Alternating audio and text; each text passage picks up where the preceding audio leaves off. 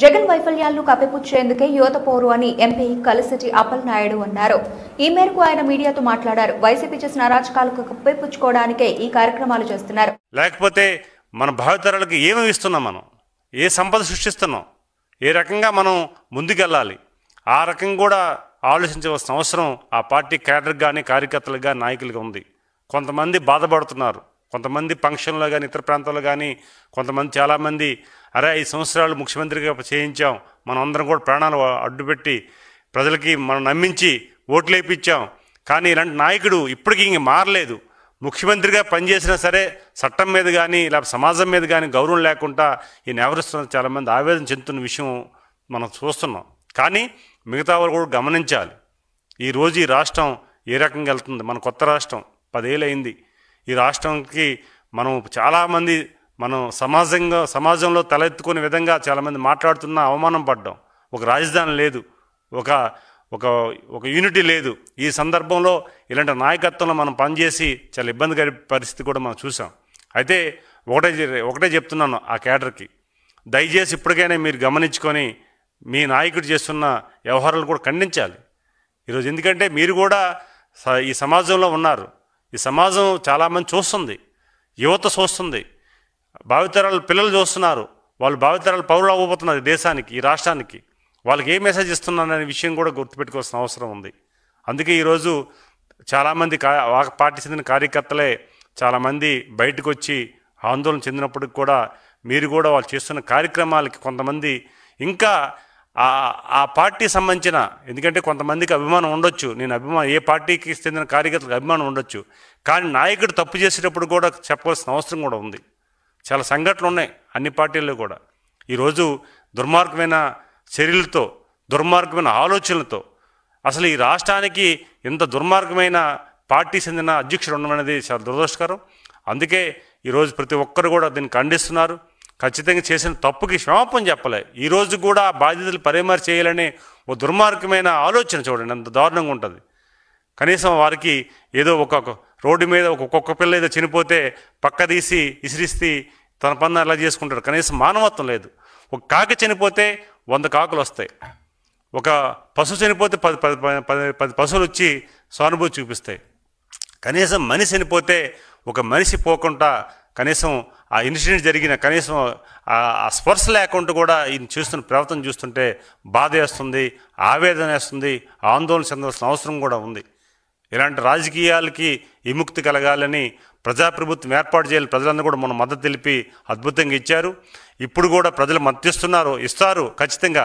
కానీ ఆ పార్టీ కార్యకర్తలు కూడా పునరాలోచన చేసుకోవాల్సిన అవసరం ఉందని తెలియజేసుకుంటూ ఈరోజు ఆ సింగయ్య కుటుంబానికి కానీ అందరికి కూడా మేము సానుభూతి తెలియజేసుకుంటూ, చాలామంది పాపం చాలా బాధాకరమైన సంఘటన అది, దానిని కూడా మేము చూస్తున్నాం, దీన్ని చేయవలసిన అవసరం ఉందని చెప్పుకుంటూ ఈరోజు జగన్మోహన్ రెడ్డి మానవత్వాన్ని విస్మరించి మానవత్వమైన ఆలోచన ఒక బీజం కూడా లేకపోవడం దురదృష్టకరం.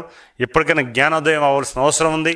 మొన్న యోగా డే ప్రపంచం మొత్తం ఆంధ్రప్రదేశ్ వైపు విశాఖ వైపు చూసి ప్రధానమంత్రి గారితో సహా ప్రపంచ దేశాలు అద్భుతంగా జరిగాయంటే జగన్మోహన్ రెడ్డి టీం దాన్ని కూడా డైవర్షన్ చేయడానికి రకరకాల మాట్లాడే సందర్భాలు చూసుకోవాలి. ఈరోజు రికార్డ్స్ వచ్చాయి ప్రపంచ స్థాయిలో. మన ఆంధ్రప్రదేశ్ని ఒక గౌరవమైన స్థానం రికార్డు వస్తే ఆ రికార్డును కూడా సహించుకోలేక రకరకాలమైన మాట్లాడిన తీరును కూడా గమనించుకోవాల్సిన అవసరం ఉందని తెలియజేసుకుంటూ ఈరోజు రాజకీయ ప్రయోజనాలని గతంలో కోడికత్తిని ఉపయోగించాడు, గులకరాయి డ్రామాని ఆడాడు, చాలా డ్రామాలు ఆడాడు, చిన్నాన్ని చంపి బాబు గారి మీద నెట్టేయాలని ఎంతో ప్రయత్నం చేశాడు. అవన్నీ కూడా ప్రజలు గమనించారు. ఇప్పుడు కూడా డ్రామాలు ఆడాలని అంటే అవి ప్రజలు సహించరు. ప్రజలు చాలా తెలివిగలవారు, ప్రజలు అన్నీ చూస్తున్నారు, ఎవరు ఏం చేస్తున్నారో ప్రతి గమనిస్తున్నారు. ఇప్పుడు కూడా అలాంటి డ్రామాలు ఆడి ప్రజలు మభ్యపెట్టి టైం వేస్ట్ చేసే పరిస్థితి తేవద్దని జగన్మోహన్ రెడ్డి గారికి మీ ద్వారా మేము సూచిస్తున్నాం. ఎందుకంటే సొంత బాబాయ్ని హత్య చేసి దానిని కూడా అధికార దహం కోసం ఉపయోగించే సంఘటనలు కూడా ఉన్నాయి. మానవత్వం లేదు, అసలు ఆలోచన లేదు, కుటుంబ వ్యవస్థ మీద నమ్మకం లేదు, కుటుంబంలో సాయం చేసే తల్లిని కానీ చెల్లిని కానీ ఏ రకంగా పెట్టాడో మనం కూడా చూడాలి, మనం కూడా ఉన్నాం. అది పాత విషయం అయినప్పటికి కూడా ప్రజల్ని, తల్లి కుటుంబ సభ్యులనే తన కోసం పనిచేసే చెల్లినే ఆ రకంగా దూషించిన విషయాలు కూడా మనం చూసాం. అందుకే ఈరోజు సమాజ హింసని అరాచక ప్రోత్సహించే వ్యక్తి జగన్మోహన్ రెడ్డి. ఈ నేరస్తుడిని మనం గమనించుకోవాలి, క్లోజ్గా చూసుకోవాలి. ఎందుకంటే తను ఏ తప్పనే చేయగలడు. తన కోసం రాజకీయ స్వార్థం కోసం ఇంటి వాళ్ళని ఉపయోగిస్తాడు, తన పనిచేసే ఉద్యోగస్తులు కూడా ఉపయోగిస్తాడు. ఈరోజు అతన్ని ఉపయోగించి, ఈరోజు డ్రైవర్ని ఉపయోగించి ఈరోజు చేసిన ఈ సంఘటన కూడా దిగ్భ్రాంతి కలిగించింది. అలాగే ప్రతి ఒక్కరు కూడా దీనిని దృష్టిలో పెట్టుకోవాల్సిన అవసరం ఉందని తెలియజేసుకుంటూ, ప్రతిపక్షంలో ఉన్న, అధికార పక్షంలో ఉన్న గౌరవ ముఖ్యమంత్రి చంద్రబాబు నాయుడు గారు, వాళ్ళ టీం అవ్వచ్చు, మేమందరం కూడా, అలాగే ఎన్డీఏ కూటమి అవ్వచ్చు, ఎప్పుడు కూడా ప్రజాపక్షాన్ని ఉంటాం, ప్రజల కోసం ఆలోచిస్తాం.